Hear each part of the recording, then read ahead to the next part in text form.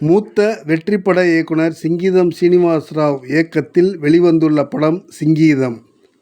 அதாவது சிங் கீதம் பாட்டு பாடு என்ற அர்த்தத்தில் வைக்கப்பட்டுள்ள டைட்டில் இது. படத்தில் ஒரு சில காட்சிகளில் ஒரு சில நிமிடங்கள் மட்டுமே வசனங்கள் ஒலிக்கும். மற்றபடி எல்லா காட்சிகளிலும் வசனங்களுக்கு பதில் வசனம் எல்லாமே வசனத்தை பாட்டாக பாடிவிடுகின்றனர். இது ஒரு வித்தியாசமான முயற்சிதான். ஒரு குரூப் பாராட்டினாலும் வெகுஜனங்கள் எந்த அளவுக்கு ஏற்றுக்கொள்வார்கள் என்பது கேள்விக்குறிதான். சும்மா வித்தியாசம் என்று இந்த முறையை கையாளவில்லை 94 வயது இளைஞர் இயக்குனர் சிங்கீதம் சீனிவாசராவ். இந்த கதையில் மனித பேராசை மற்றும் சுற்றுச்சூழல் அழிவை மையமாக கொண்டு சிங்கீதம் உருவாகியிருக்கிறது. இந்த வயதில் இயக்குனருக்கு இந்த மாதிரி வித்தியாசமான முயற்சி செய்யும் எண்ணம் எப்படி வந்தது என்பதும் அவருடைய முயற்சியும் நாம் இதுவரை பார்க்காத திரைக்கதையும் படமாக்கமும் நம்மை ரொம்பவே வியக்க வைக்கிறது. பேசும் வசனங்களை படம் முழுவதும் பாடலாக தருவது என்பது லேசுப்பட்ட விஷயமில்லை.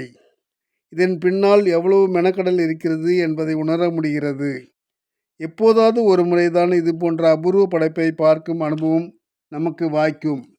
அபூர்வ சகோதரர்கள் இயக்குனர் சிங்கீதம் சீனிவாசராவ் இந்த அபூர்வ அனுபவத்தை நமக்கு கொடுத்திருக்கிறார்.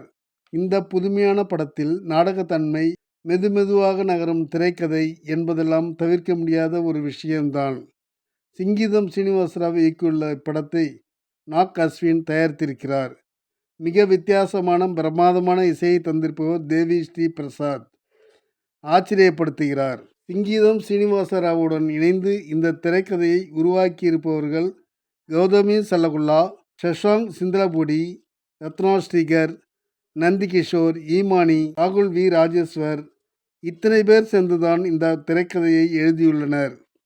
அகல்யா பம்ரு, அயன், ஷாலினி கொண்டேபூடி, நிவேதா பெத்துராஜ், ஷைலஜம்மா, ராகுல் ரவீந்திரன், சிவநாராயணன் பெனர்ஜி, வாம்சி நடித்துள்ளனர். இதில் அயான், அகல்யா பம்ரு மற்றும் ஷாலினி கொண்டே பூடியின் யதார்த்தமான நடிப்பு நம் மனதை தொடுகிறது. கதை என்னன்னு பார்த்தீங்கன்னா, சிறையில் இருந்து விடுதலையாகி வரும் நாயகன் அயன் தனது குடும்பத்துக்கு சொந்தமான 100 ஏக்கர் நிலத்தை தேடி குபேரபுரத்திற்கு வருகிறான். அந்த ஊர் மக்கள் ஊரே பாலைவனம் போல இருந்தாலும் தங்கச் சுரங்கங்களை நம்பி வாழ்கிறார்கள்.